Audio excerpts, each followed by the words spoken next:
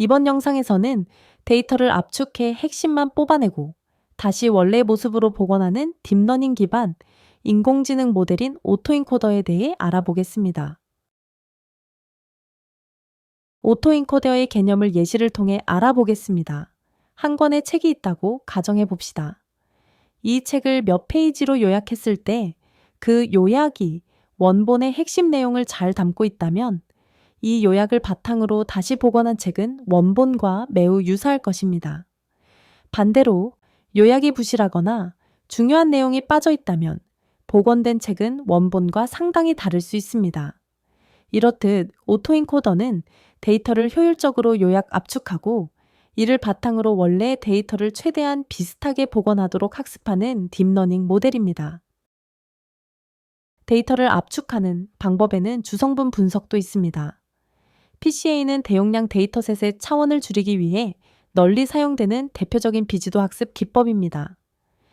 여기 슬라이드에서 보는 것처럼 전체의 데이터 개수가 n개, 특성의 개수가 p개인, n 곱하기 p 형태의 데이터가 있다고 가정해 봅시다. 이때 PCA를 활용하면 p개의 특성을 k개로 줄일 수 있으며 여기서 k는 p보다 작은 값입니다. 예를 들어 데이터에 10개의 특성이 있다면 이를 2개의 특성으로 줄일 수도 있습니다. 이때 단순히 기존의 특성들 중 일부를 선택하는 것이 아니라 선형 변환을 통해 새롭게 만들어진 특성들, 즉 Z1, Z2와 같은 형태로 차원을 축소합니다. 따라서 PCA는 수학적 계산에 기반한 선형 기법이며 기존의 특성을 새로운 특성으로 바꾸는 변수 추출 방법으로 분류됩니다. 주성분 분석, 즉 PCA가 수학적인 선형 기법이라면 오토인코더는 딥러닝 기반의 비선형 기법이라고 볼 수 있습니다. 오토인코더는 입력 데이터를 먼저 압축하고 다시 복원하는 과정을 통해 중요한 특징들을 스스로 학습하는 모델입니다. 정답 데이터를 사용하지 않고 입력 데이터 자체를 가지고 학습하기 때문에 비지도 학습에 속합니다. 오토인코더의 구조는 아래 그림처럼 간단하게 나뉩니다. 먼저 데이터를 압축해서 차원을 줄이는 인코더, 그 압축된 정보가 담기는 잠재 공간 또는 잠재 벡터, 그리고 그걸 다시 원래대로 복원해주는 디코더로 구성되어 있습니다. 좀 더 자세히 설명해 보면 아래 그림에서처럼 오토인코더는 인공신경망 기반의 비선형 구조로 되어 있습니다. 먼저 고차원의 입력 데이터가 인코더를 통해 들어오면 차원이 축소된 잠재 공간이 만들어집니다. 그 다음 잠재 공간의 정보를 바탕으로 디코더가 데이터를 다시 원래 차원으로 복원하게 됩니다. 이때 모델은 입력과 출력 간의 차이를 최소화하도록 학습하면서 중요한 특징들을 효과적으로 파악하게 됩니다. 그래서 오토인코더에서는 잠재 공간이 굉장히 중요한 역할을 합니다. 잠재 벡터가 입력 데이터인 X의 정보를 잘 담고 있다면 디코더를 통해 복원한 X'은 X와 거의 비슷하게 나올 수 있습니다.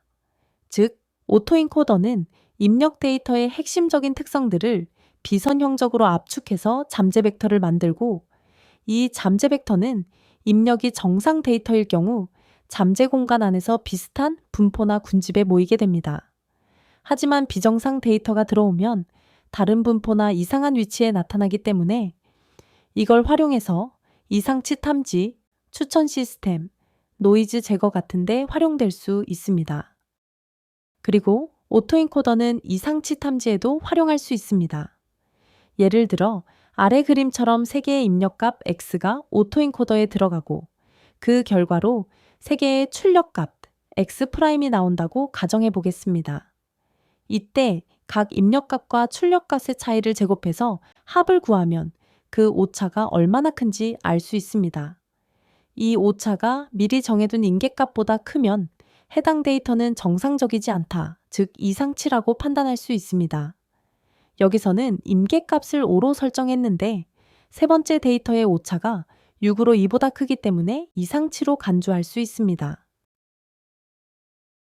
오토인코더에서 디코더는 잠재 벡터를 입력으로 받아 데이터를 복원하거나 생성합니다. 그래서 이 잠재 공간에 새로운 벡터를 넣으면 디코더가 그에 해당하는 새로운 데이터를 만들어낼 수도 있습니다. 이런 점 때문에 오토인코더는 생성형 인공지능의 한 종류로 볼 수 있습니다. 엠니스트 데이터를 오토인코더에 입력한 뒤 잠재 공간을 2차원으로 시각화해 보면 같은 숫자들끼리 가까이 모여 있는 경향을 보입니다. 즉, 유사한 데이터는 잠재 공간에서도 유사한 분포를 가진다는 걸 알 수 있습니다. 예를 들어 여기 주황색은 숫자 1을 나타내는데 주황색 안에 새로운 벡터를 넣으면 디코더는 그것을 숫자 1과 비슷한 이미지로 복원하게 됩니다. 이런 특성 덕분에 오토인코더는 새로운 데이터를 생성할 수 있는 가능성이 있어 생성형 인공지능의 범주로 간주되기도 합니다. 하지만 잠재 공간에서 하늘색인 숫자 9와 회색인 숫자 7은 서로 겹쳐 있는데 7과 9 사이에 있는 벡터를 디코딩하면 7과 9의 특성이 모두 섞인 애매한 이미지가 생성될 수 있습니다. 게다가 오토인코더는 입력 데이터와 비슷한 이미지만 생성할 수 있어서 완전히 새로운 이미지 생성에는 한계가 있습니다. 그래서 이런 점을 보완하기 위해 BAE 또는 겐과 같은 더 진보된 생성 모델들이 개발되었습니다.